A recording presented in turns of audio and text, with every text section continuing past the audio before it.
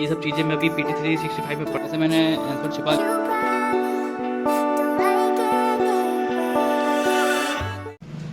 तो hey guys, welcome to my new vlog. तो I hope कि आप लोग बहुत अच्छे होंगे। और वो कहावत कहा जाता है ना कि अगर तुम कितना भी कोई चीज़ कर रहे हो और उसमें फेलियर मिल रहा है, तुमको हर टाइम फेलियर मिल रहा है, लेकिन तुम्हारा डेडिकेटेड मन है कि तुमको करना ही करना है, तुम वो कितना ही बड़ा काम क्यों ना हो, तुम उसको सक्सेस कर जाओगे, उसको कर जाओगे।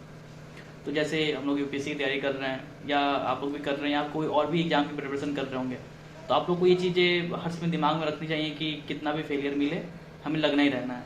अगर हम लोग प्लान बी प्लान सी पे फोकस करेंगे तो हम अपना प्लान ए जो है, जो प्रिपरेशन चल रहा है, उसे फोकस नहीं कर पाएंगे। तो बेहतर है कि आप फोकस उस पर करें जो आपके लिए इम्पोर्टेंट है। या वो कहते हैं ना कि स्कूल में टीचर कहते थे कि तुमको जो मन है, जो तुम्हारा मन से निकलता है कि तुमको ये करना चाहिए, वही तुम करो। उस समय लगता था कि अरे ये सब क्या चीज़ें हैं, टीचर क्या बोल रही है, मुझे तो हर चीज़ में इंटरेस्ट है, हर चीज़ थोड़ी कर लेंगे। लेकिन एक टाइम पे आने के बाद ना, एक एज पे आने के बाद आपको लग जाता है कि हाँ, क्या चीज़ आपके लिए बनी है, क्या चीज़ आपके लिए नहीं बनी है। तो वो चीज़ आपको एज के हिसाब से पता करना होता है। और वो जब पता चल जाए कि हाँ हमें क्या करना है, तो चुपचाप लग जाता है। जैसे बहुत लोग हैं कि यूपीएससी की प्रिपरेशन कर रहे हैं, जो 5-5 6 6 साल से कर रहे हैं, या मैं भी अपने आप को कहूँ तो मैं भी कर ही रहा हूँ। तो जिस चीज़ में लगता है ना कि डेडिकेशन मन है, मन हो जाता है कि हाँ ये करना है, भले कितने भी फेलियर क्यों नहीं आ रहा हो, कितना स्ट्रगल क्यों नहीं आ रहा हो, लेकिन आपका मन है कि करना है, तो वही चीज़ आपका है कि हाँ वो चीज़ आपको, उसी चीज़ में आप जा सकते हैं, है ना, जिसमें आप हार नहीं मान रहे। तो मैं आशा करूँगा कि आपके लिए वीडियो प्रोडक्टिव हो, और अगर आपको ज़रा से भी अच्छा लगे तो इस वीडियो पे प्यार दिखाना ना भूलें, ठीक है। टेबल चेयर पे कुछ देर बैठने के बाद जो पैर में दर्द होता है ना, उसका एंटीटोड कि यहाँ रख लेते हैं टेबल के नीचे, चुपचाप इस पे आगे बढ़ के पैर रख के फिर बैठो। तो गाइज, आप लोगों ने अपना इन्वायरमेंट का नोट्स अच्छे से रिवाइज कर लिया है। तो चलिए, क्वेश्चन मेरे दिमाग में आ रहा है, तो मैं पूछता हूँ, देखता हूँ कि आप लोगों से हो पा रहा है या नहीं। वैसे मैंने आंसर छिपा लिया है, तो आप लोगों को बताना है कि momentum for change the climate natural now is an initiative launch by 2018। तो कौन था मोमेंटम फॉर चेंज का, तो किसके द्वारा हुआ था, तो आप ये बताएं हमें कमेंट सेक्शन में, ठीक है। और ये जो मैंने नया प्लान मेरे दिमाग में जो आया कि लास्ट टाइम जो 2 महीने बचे हुए हैं, इसमें अच्छे से नोट्स रिवाइज कर लेते हैं जल्दी जल्दी, तो ज़्यादा अच्छा होगा। नोट्स रिवाइज कर लेते हैं, फिर पीटी 365 कर लेते हैं, फिर एमसीक्यू कर लेते हैं। तो ये मेरे दिमाग में क्लिक किया और मैंने इस पर इनिशिएट कर लिया, क्योंकि मुझे लगा कि ये बहुत अच्छी चीज़ें हैं, ठीक है। तो जैसे मैं कि अभी मैं नोट्स पढ़ रहा हूँ यार, मत पूछो, मतलब कि ऐसा है ना कि ऐसा लग रहा है कि मैंने ये नोट्स में पढ़े ही नहीं है कभी। वो चीज़ नोट्स में है मेरे, जो मैं पीटी 365 पढ़ रहा था, तो उसमें देख के लग रहा था कि यार ये तो मैंने पढ़ा ही नहीं है, वो तो मैंने पढ़ा ही नहीं है। और जब मैं नोट्स खोल के देख रहा हूँ ना, पीटी 365 पढ़ने के बाद और एमसीक्यू करने के बाद मैं नोट्स देख रहा हूँ, तो मुझे लग रहा है कि सारी चीज़ तो मेरे नोट्स में है। तो वही जो फिर मुझे याद आया कि जो टॉपर्स बोलते हैं कि अपने नोट्स को ही बहुत बार रिवाइज करें, इतनी बार रिवाइज करें, ज़्यादा आप सोर्स पे ना जाए, अपने नोट्स पे फोकस करें। तो मुझे आज लगा कि नहीं, वो जो बोलते हैं वो सही बोलते हैं। जैसे कि आप ये देख लीजिए, ठीक है, ये भी चीज़ें हैं, सनशाइन कंट्री कहते हैं इसको, ये रहा इंटरनेशनल सोलर अलायंस, ये हुआ, ये सब चीज़ें हुआ।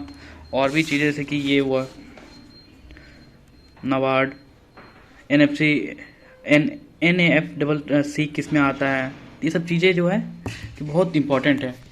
और इम्पॉर्टेंट के साथ साथ सोचो, ये मैंने पढ़ा है, नोट्स कितना पढ़ने के बाद भी मुझे दिमाग में ढंग से नहीं है। और वो सबके अंदर होता है कि जल्दी याद नहीं होता है।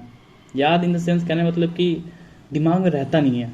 अब याद 10 दिन बाद पढ़ोगे तो फिर वो कि ये मैंने पढ़ा नहीं था, या दिमाग से निकल जाता है। तो लास्ट टाइम नोट रिवाइज करने का ना सबसे ज़्यादा फ़ायदा है भाई, बहुत ज़्यादा फ़ायदा है। अगर आप ये वीडियो देख रहे हो तो पक्का है भाई कि तुम 2 महीने टाइम पर अच्छे से मिले हैं, अप्रैल मई, ठीक है। मई में एग्ज़ाम था तो लगता है कि नहीं, मई में हम लोग मई को कंसिडर नहीं करते हैं। जब मई में एग्जाम होता है तो कंसिडर नहीं करते, क्योंकि जो 20 दिन है उसमें हम लोग अपने टेस्ट सीरीज़ एमसीक्यू ये सब में लगाने में लग जाते हैं। लेकिन अभी हम लोग के पास पूरे 2 महीने हैं, क्योंकि जून में 10 दिन तो है ही हम लोग के लिए टेस्ट सीरीज करने के लिए, या और भी कुछ जो करने के लिए, एक्स्ट्रा करने के लिए।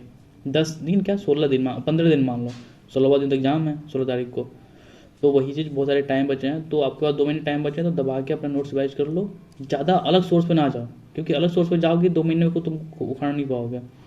क्योंकि जब अभी के टाइम में नोट्स पढ़ने का मतलब है कि तुमको 2 बार रिवीजन करना ही करना है, तभी तुम्हारे दिमाग में जाके बैठेगा वो, नहीं तो एक बार रिवीजन करने से कुछ नहीं होने वाला है। ठीक है, तो अपने नोट्स पे लगे रहो और बने रहो। तो चलो आगे देखते हैं आज क्या होता है। और वैसे मैं बता दूं कि मैं बहुत चीज़ें नहीं दिखा पाता, क्योंकि मेरे पास एक ही फ़ोन है जिससे मैं रिकॉर्डिंग करता हूँ, और बाकी में जो ऑनलाइन क्लास होते हैं मेरे, वो सभी मैं एक ही फ़ोन से करता हूँ। तो मैं अभी अपने बाकी चीज़ें नहीं दिखा पाता हूँ, क्योंकि जो पीडीएफ जो नोट्स मैं पढ़ता हूँ, जो पीडीएफ नोट्स होते हैं मेरे, उसको पढ़ना, उस पे अपने मोबाइल पे भी मैं बहुत चीज़ें बनाता रहता हूँ, एक्सेल बनाता रहता हूँ। तो वो सब चीज़ें मैं दिखा नहीं पाता। बाकी जो ऐसे दिखाने वाला होता है जिसमें फ़ोन का यूज़ नहीं होता है, तो वो चीज़ मैं रिकॉर्ड कर पाता हूँ। तो फाइनली गाइज़, पूरे दिन घर में बैठने के बाद जो एग्जॉस्ट होता है आदमी ना, और गर्मी के टाइम में जो एग्जॉस्टमेंट होता है कि लगता है कि दिमाग फट जा रहा है। क्योंकि अगर आपका कमरा छत पे हो गर्मी के टाइम में, तो वो समझिए कि गैस वाला रूम बन गया है। अब पूरे दिन आप उसमें बैठ रहे हैं तो वैसे ही दिमाग का दही हो जाना है। तो आज पूरे दिन में ऑफिस तो था नहीं, क्योंकि ऑफिस में पूरे दिन एसी चलता है तो आराम रहता है। घर पे भी एसी है, लेकिन अब हर टाइम चलाने का मन नहीं करता है। तो पूरे दिन बैठने के बाद जो एग्जॉस्ट हुआ आदमी, अब लग रहा है कि अब बाहर निकल के जो थोड़ा सा फ्रेश हवा चल रहा है ना, उसमें भी लग रहा है कि बहुत रिलैक्स मिल रहा है। तो फाइनली शाम हो गया पूरे दिन का पढ़ाई करने के बाद। आज जितना मैंने सोचा था उतना मैंने कंप्लीट किया। और ये होता है ना कि अगर आप जब कोई प्लान बना लें कि हाँ आज इतना इतना कुछ कवर करना है, और वो पूरा कवर हो जाए, तो उससे ज़्यादा खुशी मिलती ही नहीं कभी। तो सेम वैसा मुझे भी फील हो रहा है कि आज मैंने जितना सोचा था उतना कंप्लीट कर लिया। मतलब एक इन्वायरमेंट इकोलॉजी मैंने पूरा कंप्लीट कर लिया, नोट्स भी अपना, और साथ साथ में PT 365 जो होता है उसको भी कंप्लीट कर लिया। अब बचा है MCQ का बारी।